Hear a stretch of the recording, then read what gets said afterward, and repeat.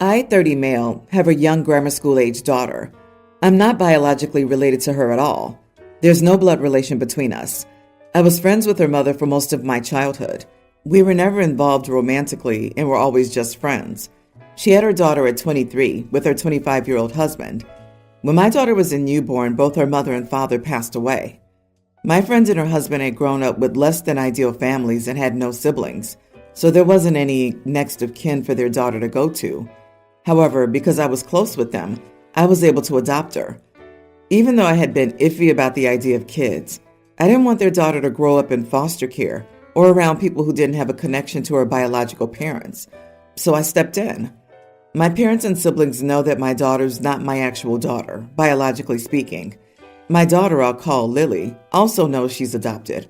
I never really hid the fact that she was adopted. She knows her parents are dead, but I'm saving the details for when she's older. Lily does not look like me at all. She looks exactly like her mother and biological dad. Most people assume that I'm her bio dad and that she just took after her mom. I don't ever really correct this when and if people think this, because it just seems unnecessary. My brother's been with his fiancée for about 2 years now. A few weeks ago, we were meeting at my parents' house, and my sister-in-law saw an old picture of me, my friend, and her husband. She pointed to my friend and asked who she was, and I explained that she was Lily's mother. Sister-in-law got quiet and stood in front of the picture for a while. I didn't think much of it. To clarify, she knows my friend died, but I guess didn't know that she had been married or that Lily's not my biological daughter. I suppose she assumed my daughter was mine and my friend's biological daughter. My sister-in-law got a DNA test done on my daughter behind my back. She used my brother's DNA for the test, and when it came back that they weren't related, she knew that meant Lily and I weren't related. She came up to me with the results and waved them in my face, saying that I was taking care of a dead woman's affair baby. She said this to me in front of my daughter. I just stared at her for a while before bursting out laughing at this. I told her I knew Lily wasn't my biological daughter and that this thing called adoption exists. Her face was red and she stormed off. My brother's angry that I embarrassed his fiancé. Still, I said she embarrassed herself by DNA testing a kid that isn't hers and then parading the results up to me. What did she want me to do? What was her goal with this? Did she want me to break down and abandon my daughter? My brother said that she thought she was doing the right thing and called me an idiot. I don't feel like the idiot, especially considering my sister-in-law was the one who stuck her nose where it doesn't belong. I'm asking, am I the idiot? Not the idiot. She judged you, wanted to create drama and play the hero. Not only did your sister-in-law cross a major line by testing the DNA of a child without consent, but the theatrical way she presented her findings was shockingly insensitive. Forget a pot stirrer. She's operating a drama cauldron.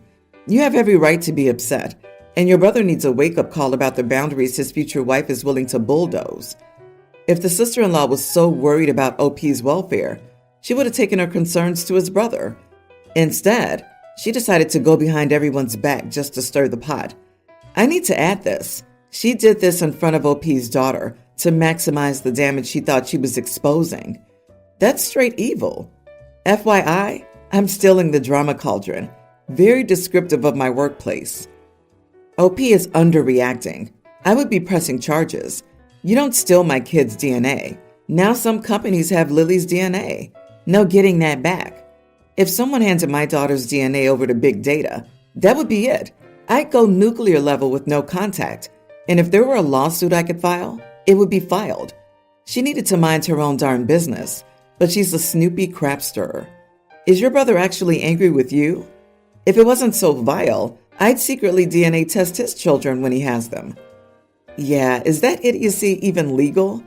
Testing random kids for plot drama? What right thing was she trying to do? Become the center of attention for a bit? If the brother's not going to see this massive red flag, OP, just get the popcorn and enjoy the crap show that will be coming for the next several years as she keeps doing the right thing. This incident should open your brother's eyes, and he should break it off with her. Instead, he's siding with her? What a loser. My wife and I, both late 20s, had our first child together in June. Before he was born, there was a lot of talk about names from different family members on both sides, but the pressure to tell was on my side specifically. We didn't tell a soul what the name would be until our son was born and we had left the hospital. My parents were disappointed when we announced our son's name. My family is very traditional in how they name us. We were each named after our grandparents, and that's how they feel everyone should name their kids. My wife's family doesn't have a tradition regarding naming babies. They name them and go. No fuss or insisting on certain names. But my wife's side tends to favor more uncommon and unusual names. My wife's and my tastes tend to lean more to her side than mine, which is how we ended up choosing the name Hollis for our son. My parents didn't like this because they expected our son to be Jack, my dad, or Parker, my father-in-law. But I knew they were expecting a little Jack to be born, so that added to their reaction. But they quizzed us on our choice to break tradition, and I told them it wasn't a tradition my wife's family used, and we decided we weren't going to have one either. Over the last couple of months, both parents have questioned why and have wanted to discuss other names for future babies. My mom has been the worst by far. She asked why we went with something so unlike the names we have in our family. I told her our family wasn't the only family involved, but that we also didn't take the family taste into account. We went with what we liked. She pointed out that our tastes were a lot like my in-laws, and I said yes, but that it wasn't about my in-laws and their taste. It was about my wife's and my taste. I told her I was done discussing it, and since that point, I've changed the topic or ended the conversation when she brings it up or refuses to let it go. We had a little naming ceremony on Saturday, and my mom decided she was going to dig in her heels about the name. She told me we picked the stupid name, and she hated it. She wanted us to change it and name him Jack or Parker. She told me we had no business breaking a long-held tradition in our family, and there's a reason those traditions are there, so foolish people can't name their babies the worst names imaginable. She also said my in-laws must be so smug, thinking they'll have at least 2 stupidly named grandkids, as they all had stupidly named kids. I lost my temper. I told her to shut up and accept that we're not naming our kids like she and Dad named me and my siblings. And I told her she'd need to leave and learn to be more respectful, because I wouldn't take those insults against my wife or her family lying down. My mom hated being told to shut up, and she said I had no excuse for rudeness to her face. I thought she was crazy when she was rude. Am I the idiot, though? Not the idiot. If your mother wants to have a say in naming a baby, then she should have another baby. She was unnecessarily rude and disrespectful to you, your wife, your in-laws, and your child. I'd seriously consider going no contact with her if she doesn't change her behavior, as your son will pick up on it as he grows up, and it's not acceptable to expose your family to her. Tradition or not, this is your child, and any future children. No one gets to tell you what you should name your child, and it isn't a way out there name like Run Triffids Run is a name that mirrored some gentle questions, and I know someone who adopted that name for themselves. Hollis isn't even that unusual, it's just a bit uncommon. I wonder if this is less about names and more about losing to the in-laws. She sounds like she's afraid they'll have more influence over you than she does. Okay, maybe influence isn't strong enough. It's power and control. Some people are like that. I'd be worried about her calling him Jack behind your back, and you wouldn't even know until your son could speak and tell you what she was doing. Good luck, OP. My teen son lives with my ex. She lets him do whatever he wants. Anytime I try to suggest he do something different, I get crapped on for thinking he's stupid and that he can't make his own decisions. I have 2 younger kids with my wife, and we invited my son to go to the mountains before school starts. He asked if we were camping, which he hates. I said no, we were staying at a hotel. He knew the plans. He came along, he packed flip-flops, underwear, shorts, and a couple of t-shirts.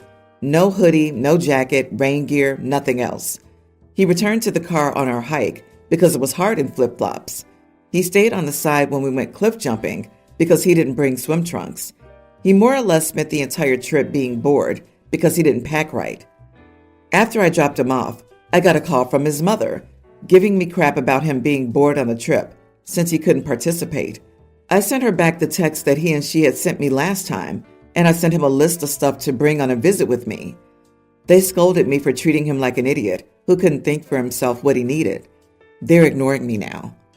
Am I the idiot for not giving my son a list of clothes to pack for a trip since he called me an idiot?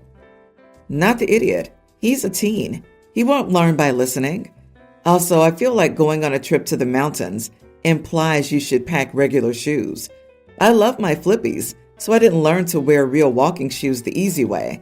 He may need the same experience to learn how important these kinds of things are. Yep. Who hears we're going to the mountains and thinks flip-flops? He sounds like a typical teen. Honestly, he's old enough to determine what to pack, or he should simply ask. At his age, this is what you call tough love. Sometimes kids push themselves into corners where they need to learn the hard way. A 64-year-old lady actually named Karen here. I'm dying laughing at this whole thing.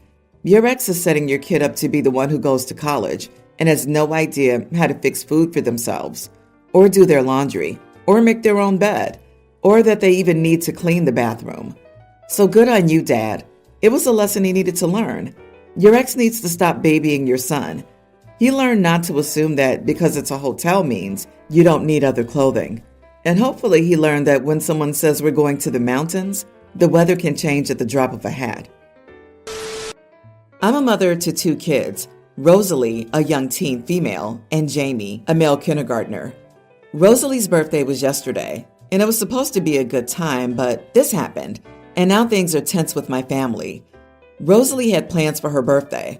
We were supposed to go to Santa Cruz, but my husband was laid off in May. He has a new job, but he didn't feel comfortable taking any vacations since he's still new to his company. She accepted that and made new plans. She wanted to go shopping and then spend most of the day at home. I took her shopping and she got a few things. Thankfully, she doesn't have expensive taste yet, and took her to a movie. However, I ended up changing a few things. When we bought Rosalie her cake, she wanted cheesecake, but she's the only one who likes that in our house, so I made her pick one we could all enjoy and ended up settling for a chocolate cake with whipped frosting that she ended up not eating because she didn't like it. Jamie also got to blow out the candles first, since he doesn't understand that Rosalie's birthday is her day and he's too young to understand it yet. She was upset with this and said that we made blowing out the candles about him. I reminded her that he couldn't understand why they were meant for her yet, and she went quiet. My husband brought out one of those cute musical candles that plays a song when blown out, and when she tried blowing it out, it didn't work, which upset her even more. The final straw was that she didn't get any presents. Admittedly, we were so caught up in other things that we didn't buy her any gifts, but I thought that what she bought in town would have compensated for it.